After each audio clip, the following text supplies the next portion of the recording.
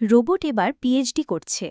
নিকট ভবিষ্যতেই হয়তো কৃত্রিম বুদ্ধিমত্তা এআই একেবারে মানুষের মতো কাজ করতে সক্ষম হয়ে উঠবে, যে প্রযুক্তিকে আর্টিফিশিয়াল জেনারেল ইন্টেলিজেন্স বা এজিআই বলা হচ্ছে। কতদিনে এই এজিআই আমরা দেখতে পাব তা এখনও নিশ্চিত না হলেও মানবাকৃতি রোবট প্রযুক্তিতে দারুণ এক সংযোজন এনেছে চীন। এবার চীনের তৈরি একটি মানবাকৃতির রোবট পিএইচডি প্রোগ্রামে ভর্তির সুযোগ পেয়েছে। রোবটটির নাম সুয়েবা-01। সাউথ চায়না মর্নিং পোস্টের এক প্রতিবেদনে বলা হয়েছে, রোবটটি বানিয়েছে university of Shanghai for science and technology ও Droid Up Robotics. Shanghai theatre academy সুয়েবা-01-এর নাটক ও চলচ্চিত্র বিষয়ে 4 বছরের পিএইচডি প্রোগ্রামে ভর্তির আবেদন গ্রহণ করেছে। এর মধ্য দিয়ে এই প্রথম কোনো মেশিন পিএইচডি শিক্ষার্থী হওয়ার সুযোগ পেল। গত ২৭ জুলাই সাংহাইয়ে অনুষ্ঠিত ওয়ার্ল্ড আর্টিফিশিয়াল ইন্টেলিজেন্স সম্মেলনের দিন আনুষ্ঠানিকভাবে রোবটটির আবেদন গ্রহণ করে সাংহাই থিয়েটার একাডেমি। সেটি চীনা ঐতিহ্যবাহী অপেরার ওপর গবেষণা করবে। সুয়েবা-01-এর উচ্চতা ১.৭৫ মিটার, ওজন প্রায় ৩০ কেজি।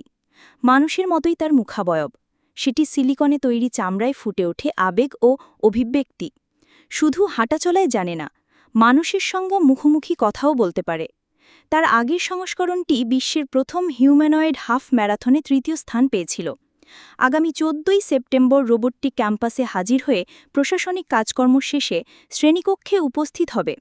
অন্য পিএইচডি শিক্ষার্থীদের সঙ্গে করবে মঞ্চনাটকের মহড়া, অংশ নেবে থিসিস রচনায়ও। শুধু অভিনয়ই নয়, সুয়েবা-01 শিখবে মঞ্চসজ্জা, চিত্রনাট্য লেখা, শরীরের গতি নিয়ন্ত্রণ, ভাষা উৎপাদনের মতো প্রযুক্তি নির্ভর জটিল বিষয়ও। রোবটটিকে এরই মধ্যে একটি ভার্চুয়াল শিক্ষার্থী আইডি দেওয়া হয়েছে, আর তার পরামর্শক হবেন খ্যাতনামা সাংহাই শিল্পী ও অধ্যাপক ইয়াং চিং। সামাজিক যোগাযোগ মাধ্যমে রোবটের পিএইচডি ছাত্র হওয়ার খবর ছড়িয়ে পড়লে মিশ্র প্রতিক্রিয়া দেখা যায়। কেউ লিখেছেন, এবার শিক্ষার্থীদের জায়গা রোবট নেবে।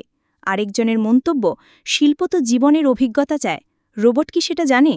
আর এক সমালোচক ক্ষোধের সঙ্গে বলেন, চীনে কলা অনুষদের পিএইচডি শিক্ষার্থীদের কেউ এখনও মাসে ৩,০০০ ইউয়ান বা ৪২০ মার্কিন ডলারের কম পান। তাহলে কি এই রোবট শিক্ষার্থীদের জন্য বরাদ্দ সম্পাদে ভাগ বসাতে চলেছে?